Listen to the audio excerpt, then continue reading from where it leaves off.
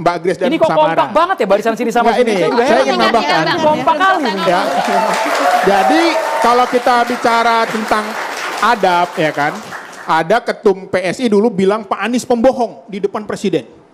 Kemudian Indonesia akan suram jika yang terpilih kelak adalah seorang pembohong dan juga yang pernah dipecat oleh Pak Jokowi karena tidak becus bekerja. Bukan kali ini saja Giring menyinggung Anies. Pada September 2021, Giring juga menyerang Anies dengan memakai sebutan pembohong. dan memberi Pak Prabowo uwet kebohongan, pemimpin pembohong, ya kan? Lalu Samara 23 Januari nulis gini, saya nggak mungkin bersama Pak Prabowo karena saya tidak mungkin berada di barisan di mana ada seorang yang sejarah kelam terhadap penculikan aktivis bangsa ini. Siapa itu Bang? Siapa itu Bang? Samara yang ngomong, jadi itu lebih sadis menurut saya. Itu Oke, sadis. Samara silakan. Beretika. Saya mau Kita kasih jawab, ruang dulu. saya mau jawab dua hal dulu. Ya, kita kasih ruang dulu Jawab Bang. dulu yang pertama, pertanyaan saya Anda bilang Gibran nyolot. Gak apa-apa, Bang Iqbal ini kebetulan maju di Jakarta Selatan. Satu-satu dan kita dulu, Bapak-bapak. Jadi kita beri tepuk tangan. Kita kasih ruang dulu, kita kasih ruang dulu. Siapa tahu Bang Iqbal akan dapat suara besar di dapil saya dulu. Silakan Samara. Bisa jawab nggak Gak pertanyaan apa-apa. saya? Nyebut itu politik dinasti, nyebut Gibran nyolot dan harus Oke. diberitahu. Gak Silakan apa-apa, dijawab. kita akan jawab pertanyaan yang pertama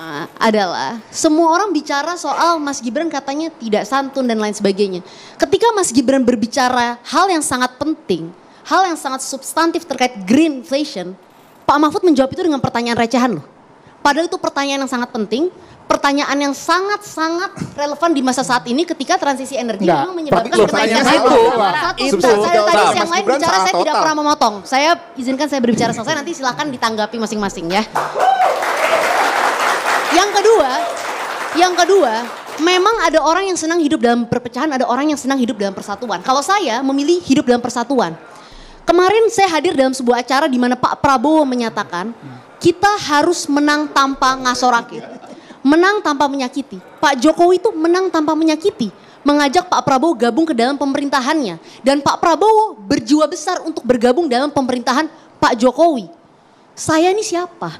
Kita ini semua siapa? Berarti benar Kalau semua dua ya? tokoh besar itu bisa bergabung, mencontohkan kepada kita bahwa persatuan yang paling penting, kebersamaan yang paling penting.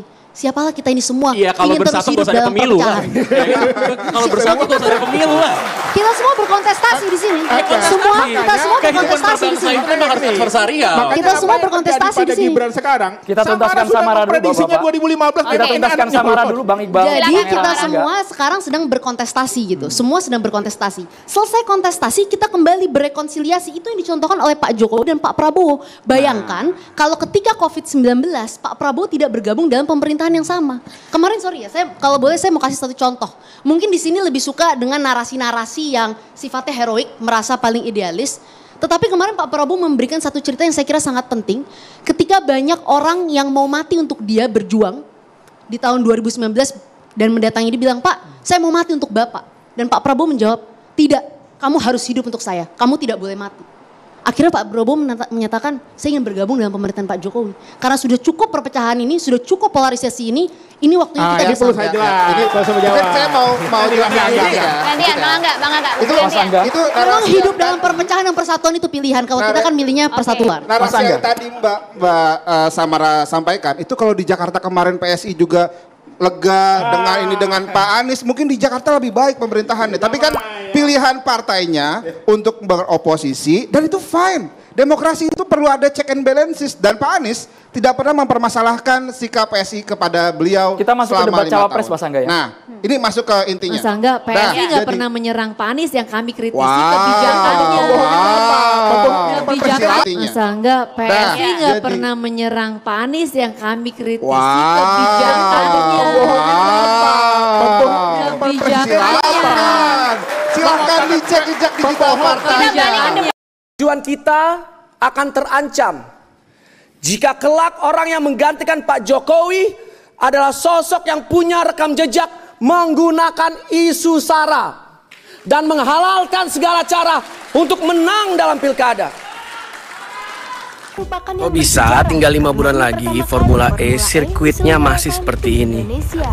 Kok bisa dana sebesar setengah triliun uang rakyat, setengah triliun disia-siakan dengan cara yang seperti ini? Ya, gue gak habis pikir ya. Uang warga Jakarta diambur-amburkan begini Terus proyek ambisius buat nyapres ini semoga tidak merugikan uang pajak. Ya Allah, ya Allah. Ya Allah. Kaki gua masuk lagi. Meski BMKG memprediksi bahwa cuaca Gak, gue nyangkut guys. Tolong. akan diguyur hujan, namun saat balapan hingga prosesi penyerahan piala berlangsung, hujan tidak turun dan acara berjalan sesuai rencana. Kayunya gua taruh sini ya. Oh iya, dipijak, jadi pijakan. Tapi dia stuck. Tak hanya soal pawang, ternyata Formula E juga menyimpan fakta menarik soal pebalapnya. Nick De Vries, salah satu pebalap Formula E, mengaku bahwa dirinya memiliki garis